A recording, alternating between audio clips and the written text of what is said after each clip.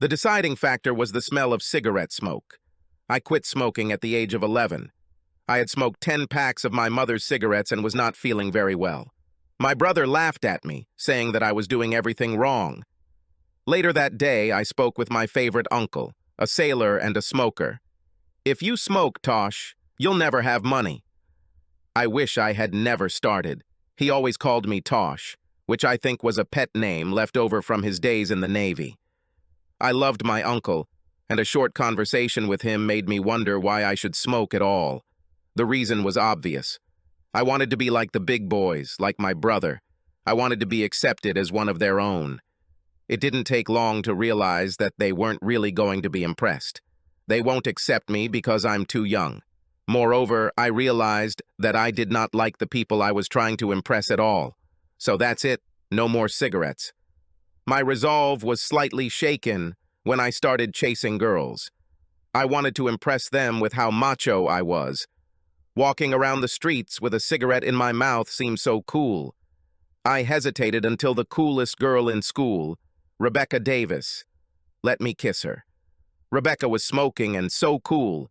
She was hanging out with guys my brother's age, and she let me kiss her. I was on cloud 9 until I got a taste. Ugh, if that's what smokers taste like, then I don't want any of it. I left Rebecca, who looked very hurt, and continued to live as before, not cool and not smoking.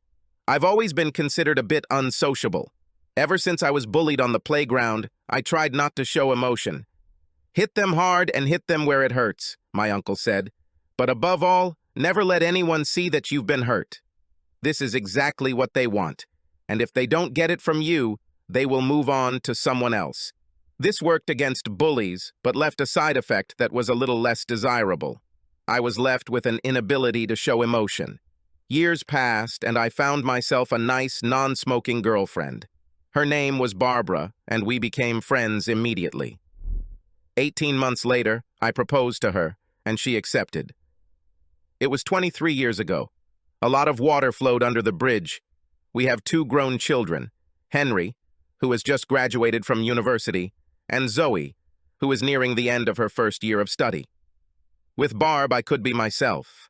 Might have let my guard down a little. When my brother died of lung cancer, he was only 42 years old, and it hit me harder than I expected. For several weeks after his death, whenever I was alone, I would find myself bursting into tears. Barb would always find me and hug me until I stopped crying. Not a day went by that I didn't tell her that I loved her. Her friends asked her what it was like to be married to someone as insensitive as me. She always answered the same thing. "You don't know him? You see a cold, logical guy. I see a warm-hearted person who is ready to do anything for his family. He gets angry like any man, he just doesn't scream and yell like some people do. Frank is silent and seems even calmer. If you don't know him, you'll never guess that he's angry. We have become empty nesters, and I love it. Barb's libido seems to have increased, and we've become more adventurous. Even after all this time, my heart does somersaults when I look at her. I was always proud to be seen with her, but when she started caring more about her appearance, I was doubly excited. That's why I didn't notice right away. I thought that I was just getting excited and wanting her more and more. But the smell in our bedroom that Thursday night got me thinking, and I realized it wasn't that I was flirting more often, but that Barb was pushing me away more often. Barb had never had much of a sense of smell, while mine had always been keen. She didn't notice anything, but I caught everything. There were some smells I loved, like Barb's smell when I lay in bed next to her. I hated other smells. What I hated most was the smell of cigarette smoke. I hated the way it got into my clothes and hair and settled there. It was enough to spend an evening in the company of a smoker, and for several days I could smell the smell on my clothes, so the smell here in my own bedroom made me uneasy. I asked Barb about it, but she didn't feel anything. She said that I was imagining everything. Perhaps I would have believed her if I had not smelled this smell again next Tuesday. I called Barb into the bedroom and asked her about it, but she again denied there was any smell. On Thursday, the room smelled like air freshener. This caused me serious suspicions. I went to the window and smelled the curtains. It was cigarette smoke again. It got serious. Someone was smoking in my bedroom and Barb was trying to hide it. There was only one conclusion. It took me 2 weeks to put the two together, so 2 weeks later there was a confrontation on a Tuesday night. We both sat down to dinner, and Barb was just starting to chew on a delicious piece of chicken when I asked her, "Who is he, Barb?" A sharp breath made her suck the chicken into her throat and violently choke. I thought I'd have to try the Heimlich maneuver. She came to her senses, and I brought her a glass of water. "Who is this who?" she asked, trying to bluff. "The man you allow to smoke in our bedroom. Who is he?" "I have no idea what you're talking about. What are you accusing me of?" "It's very simple, Barb. I'm accusing you of inviting a man into our bedroom and letting him smoke. I know it's true. I can smell it." "Are you crazy?" Also quiet, calm in appearance, and suddenly he became enraged. "You need to get your nose checked. There's no smoking man here." I stopped eating and stood up. Looking down at her, I pointed to my plate. "By the way, this is actually a fantastic chicken." I walked down the hall to our bedroom, picked up a small round object, and returned to the table. I went to the corner of the living room that I was using as an office and returned with my laptop. I sat down and started eating again. "Really excellent, Barb. You should try a little more. What you ate is not enough for a fly. I lost my appetite. Why did you bring all this?" After chewing another portion of chicken, I wiped my mouth with a napkin and picked up the round object. "This, my dear, is a Wi-Fi webcam. See the little antenna on the back? I left it in our bedroom today. I went to my laptop. This, as you know, is my laptop, and I assume you know that it supports Wi-Fi. It can connect to a webcam wirelessly. Today a program was launched on it that included recording from the camera during any movement. I wonder what she wrote down this afternoon? Perhaps like a man smoking in our bedroom? Perhaps even sitting on our bed? Perhaps my dear wife lies next to him? Let's watch?" Barb reached over and closed the laptop. "No, I don't want to look at it. Don't want to. It's all true. Here, I said it. Are you feeling happy? Happy? Do you think I should be happy to find out that my wife entertained another man in my bedroom and lay there while he smoked in our bed? No, I'm not happy. Now I'll ask you again. Who is he? I can't. I can't tell you. You'll want to hurt him. And if you do, you'll go to jail. I can't stand it. I love you. Barb, I promise I won't touch him." "So who is he?" "You promise? Do you really promise that you won't touch him?" "Barb, I gave you my word. I won't touch him. Have I ever broken a promise?" She stopped for a moment and thought. "No. Didn't violate it. Okay. Everything is fine now. I repeat, who is he?" Her head dropped and she looked at her feet. "His name is Richard Bryant. He is a college student. I see, and you, as the head of student services, were simply doing your job, serving the students. This is inappropriate and beneath your dignity, Frank. Okay, now all the cards are open. What are you going to do? Do you want to get a divorce so you can marry him?" "No, I don't love him. I love you. Don't leave me, Frank. Please, please don't leave me." "And then what? Will you give it up?" "I'm not sure I can. I'd like to say yes, but I won't make promises I can't keep.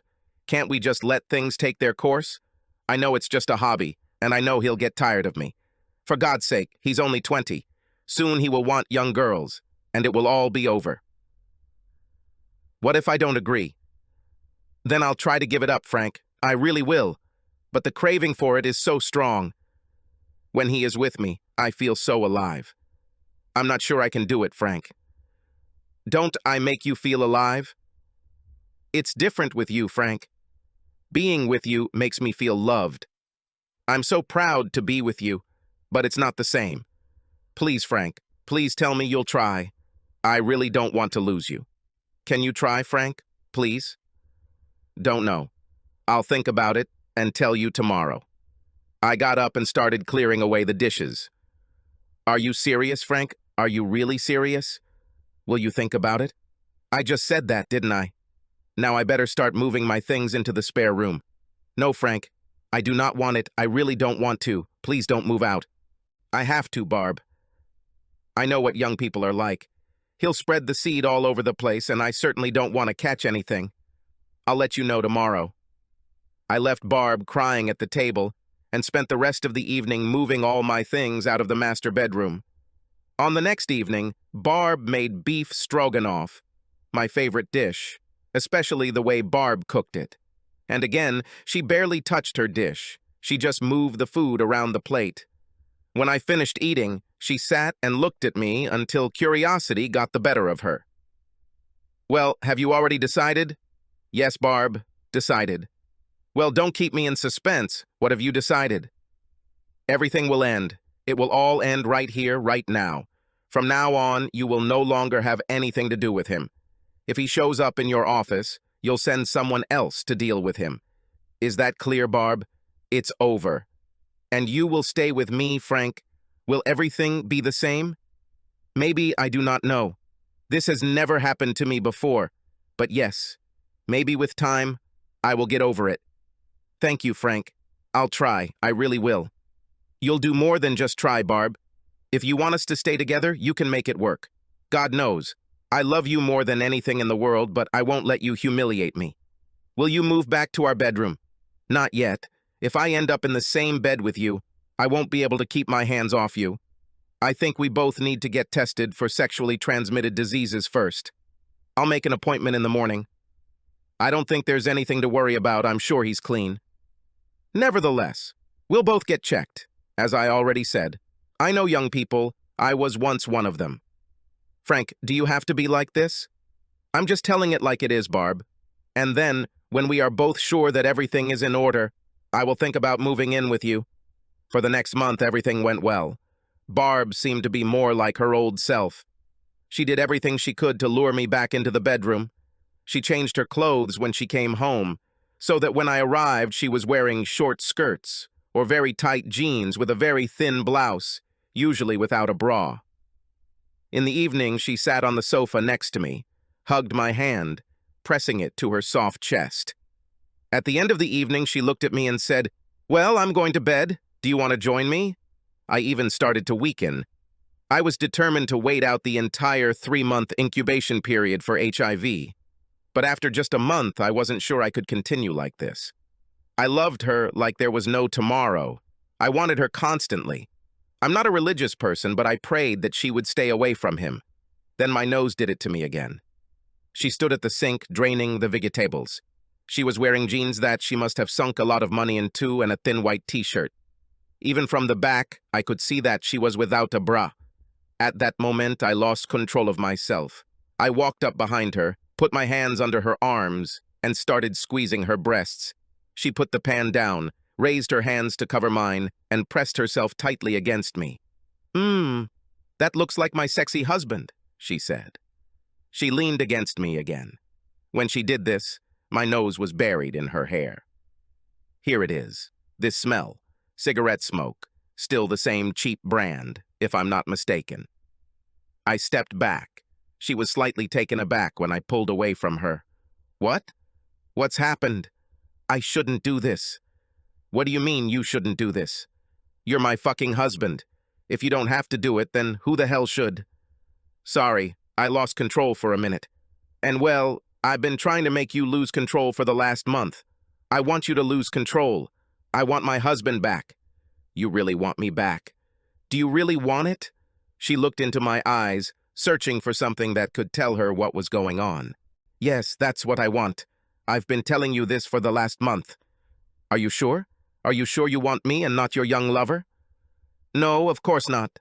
I did what you said. I don't see him anymore. She was good, but not good enough. When she lies, she always takes off her wedding ring, and I've seen her do just that." There was also a tremor in her voice. "I need to think. I'll be gone for a while. Can't this wait until after dinner?" "I'm almost ready to serve it. Just put it on a plate and cover it with a lid. I'll warm it up when I get back." I drove to the lake and sat there watching the windsurfers taking advantage of the evening sun. I sat there until sunset and then drove back home. Barb met me at the door, took my hand, and rested her head on my shoulder. "Have you thought about everything?" I nodded. "I wish you would let me know sometimes what's going on in your head." "No, Barb, I don't think you want to know." I ate alone while Barb watched. After dinner, I went to bed, leaving Barb to watch TV. The next day, I was sitting outside the lawyer's office, waiting for them to return from lunch. The lawyer's office was directly across the street from our local college. I was sitting there in my van, watching students come and go, when I noticed a group of 6 students walking in my direction. More precisely, 5 students and Barbara. They all laughed and joked as they crossed the road and entered the pub on the corner. I must admit, I didn't recognize her right away. She looked like she belonged among them. I sat in the van and watched the door of the pub, not noticing the lawyers and their secretaries returning to work. The sky became overcast, and light rain began to drizzle.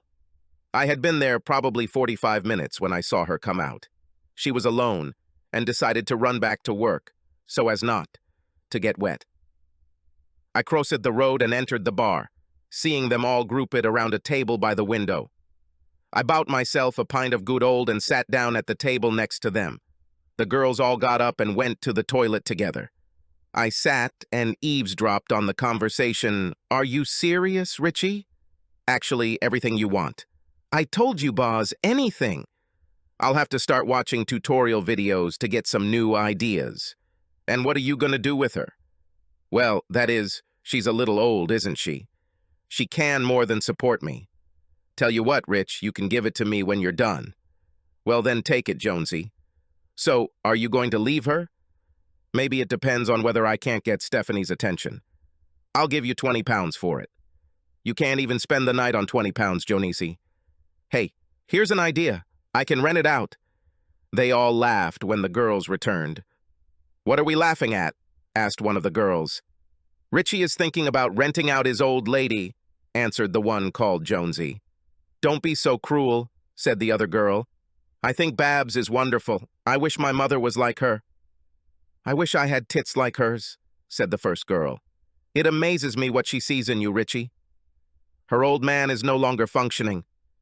They sleep in different rooms." I felt anger and great sadness. How could this asshole, for whom she had risked so much, be so disrespectful to her? I wanted to sink my teeth into his throat. I wanted to castrate him with a beer glass. But it was Barb's promise that held me back. "I won't touch him," I said. How could I be so stupid? Throughout the conversation, Richie watched the rain outside. Now I noticed how he reached into his pocket and took out cigarettes. When he took out his lighter, Jonesy addressed him. "You can't smoke here, mate. It's illegal." "Well, I'm not going to go outside. It's raining. I need a cigarette. And if people don't like it, they can go to hell." I took my beer and moved to the bar. Despite my best efforts, there was moisture in my eyes. I was wiping one when the owner of the establishment approached. "Are you okay, buddy?" "What?" "Oh, yeah, I'm fine. Just cigarette smoke. It always makes my eyes sting."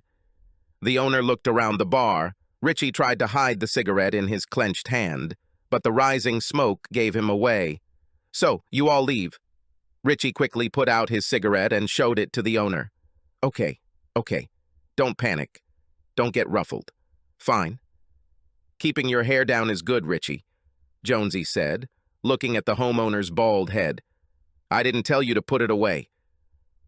I told you to get out. Now you have 10 seconds before I release the dogs." He started counting down from 10. "Okay, we're leaving. Never liked that damn pub anyway. In that case, you won't want to come back here. And that's good, because all of you are forbidden from doing so. Now get out of my pub." As they left, Richie gave the pub owner the finger, and one of the girls moaned, "It's all your fault, Richie. Where do we go now?" They reached the door, looked at the rain, and ran back in the direction of the college. "I'm very sorry, sir, but can I refill your pint of beer now?" "No, thanks. I should be the one apologizing. I didn't want you to lose clients like that." "I can do without such clients. They come here with an elderly woman. I think this insolent guy is probably having sex with her. In any case, they all sit on her neck, and when she leaves, they make sure their drinks last until the end of the day. I feel sorry for her. She seems nice." "Cute, huh?" "Well, I'll say this. I wouldn't climb on it to get to you, if you get my point." "So, what makes you feel sorry for her?" "Well, I'm not qualified or anything, but you see life in this job. In my opinion, she is desperately trying to regain her youth. She seems nice and she's married, so some poor soul is going to cry and drown his angst in beer over this. But she comes and sits with these guys, laughing and giggling like she's one of them. You probably heard them talking about her when she left. For them, it's just light meat. It will all end in tears, and only she will suffer. It's not that I don't believe you, but why are you so sure? As I already said, this is my job. You see everything, and I've seen it all before. If she is lucky, when this little runt is done with her, it will be a wake-up call and she will try to mend her relationship with her husband. It's more likely that she'll become so caught up in the feeling of being young again that she'll look for another teenager. Over time, she will go to bars and offer herself to any young man who seems even slightly interesting to her. It's really pathetic. You speak just like an experienced person? He leaned forward until his mouth was close to my ear. Why do you think my wife isn't here? When he pulled away, I saw sadness in his eyes. He seemed like a decent guy, and it hurt him just to talk about it. He looked down at my glass. Now, sir, will you have another one? No, thank you. My lunch break is over. I'd better get back to work. Thank you for the interview. The owner of the establishment certainly gave me something to think about. Will I be able to live with this situation? Is Barb hooked? She's already lied to me, so maybe that's it. Barb sat on my lap that evening. She squirmed on me. Do we really have to wait, Frank? I'm sure everything will be fine with us. If you're really worried, you can always— Don't even think about it, Barb, I interrupted her. I won't take precautions just because he didn't. I pushed her off my lap and stood up. I went to my room and lay down on my bed, thinking. I realized that she would never be frank with me. She needs me. She needs my stability, like a disobedient child needs stable parents. And then I realized that I couldn't be that stable. I can't bear to watch her deteriorate as my friend described in the pub. I have to go to the break. I spent the next 2 weeks preparing for the move. I found a place to live, took some time off, and arranged to borrow the company van. I realized that Barb was using the room that used to be ours for her secret meetings.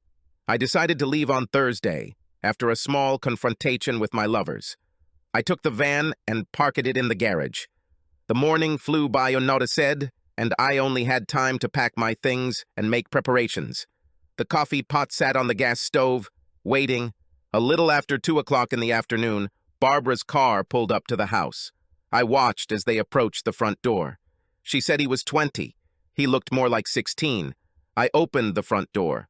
Barbara's mouth dropped open. I looked at little Richard. By the way he approached the door, I realized that he had shit himself. Barbary almost had to drag him through the door. What are you doing here, Frank? I could ask you the same thing. I thought it was all over. At least she had the nobility to blush at this. Sorry, Frank, I actually tried, but I just couldn't resist. In the end, I had to talk to him, and then you guess. I'm sorry, Frank. I really am. But we can get through this. I know we can. Go back to work. We can talk about this in the evening. I want to talk to him. With your lover, that is. Frank, do you really think this is smart? Well, I mean, it will only confuse you. Barb, if a man is going to come into my house, smoke in my bedroom, have sex with my wife, then the least he can do is sit down and talk to me. Does this mean what I think it means, Frank? Do you really mind? Nobody said anything about what I don't mind, but you know that I don't want to see you unhappy, so I'll have to put up with it. I just wanted to meet him. And you actually promise not to hurt him. I already told you that I won't touch him. She walked up to him, took his hand and pulled him towards me. Frank, this is Richard. Richard, this is Frank. Hello? Come in, sit down, have a cup of coffee. My name is Richard, sir. I'm glad to meet you. He held out his hand for me to shake. Well, I'm sorry, but I can't shake your hand. I promised Barb that I wouldn't hurt you, and I always keep my promises. I saw him fumbling in his pocket. He pulled out a pack of cigarettes, took one out, and put it in his mouth. He took out a lighter and was about to light a cigarette. Don't be a jerk, Richard. These things will kill you, and if you light a cigarette in front of me, I might have to do their job for them. It's now common practice to ask before smoking in a man's house, and I don't want to end up smelling like an ashtray. Sorry, sir. I thought everything was fine. I mean, Babs said you wouldn't mind. So Babs was wrong. What happens in this bedroom between you two is up to her, but making me passively breathe in your toxic smoke is not part of the deal. All clear? Yes, sir? Quite. With trembling hands, he put away the cigarette. As I understand it, you like cigarettes after sex. I don't understand why you smoke these things. Don't you know about the risk? Oh, yes, I know, sir, but they say that if I quit for 10 years, the risk will drop to 0. I believe that if I quit at 30, by the time I'm your age, I'll be clean. This is provided that you live that long. Now drink your coffee. What is next? Will you be able to keep her as well as she is used to? Are you planning to marry her? I thought he was going to throw coffee on me. He was so shocked by what I suggested. Seeing his predicament, Barb intervened. You know very well, we didn't even discuss this. I am your wife and always will be. It's clear. So he's just a little lover on the side, huh, Barb?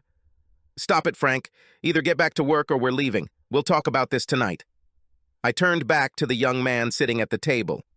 Well, I see Barb is starting to worry. Barb began to fidget, shifting from foot to foot and stretching her arms. It reminded me of the times when my daughter was waiting for her first date.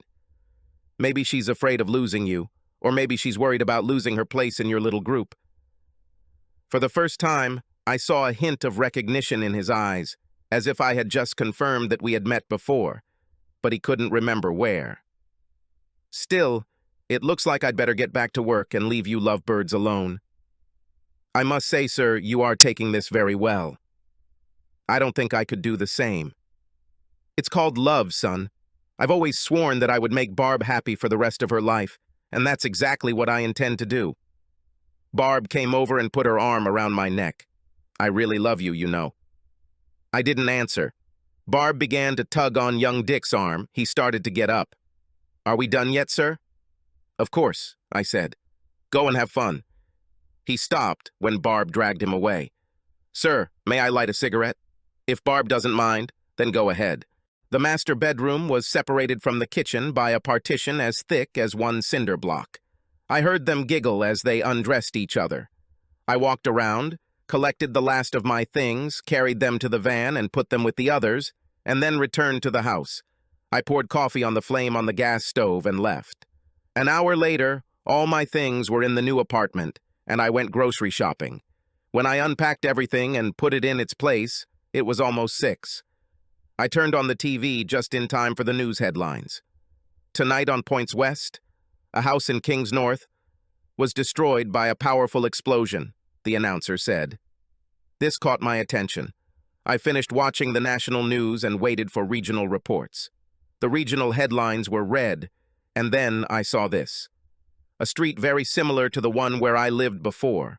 As the camera moved down the street, I saw 2 houses, very similar to my neighbors' houses, and between them a pile of rubble where my small bungalow had been.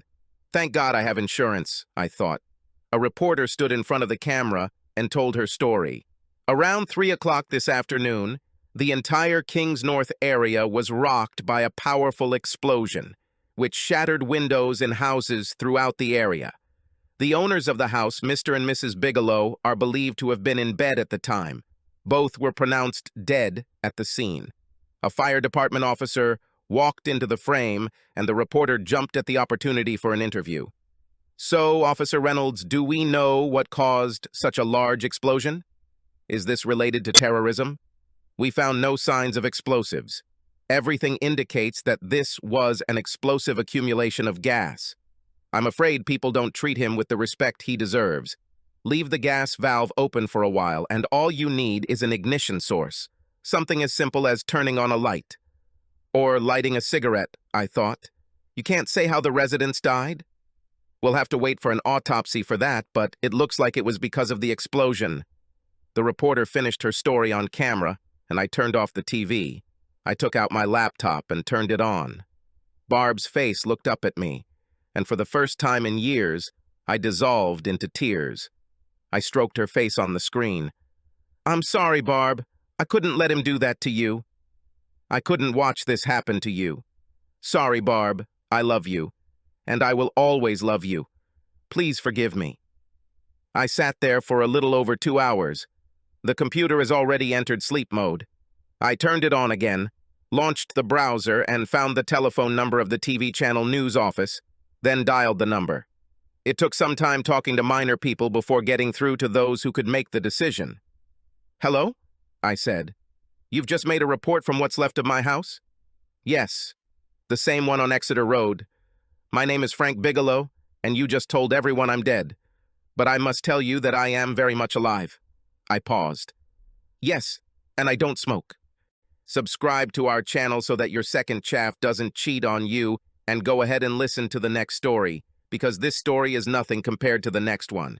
If you're under 18, don't even think about listening to the next one.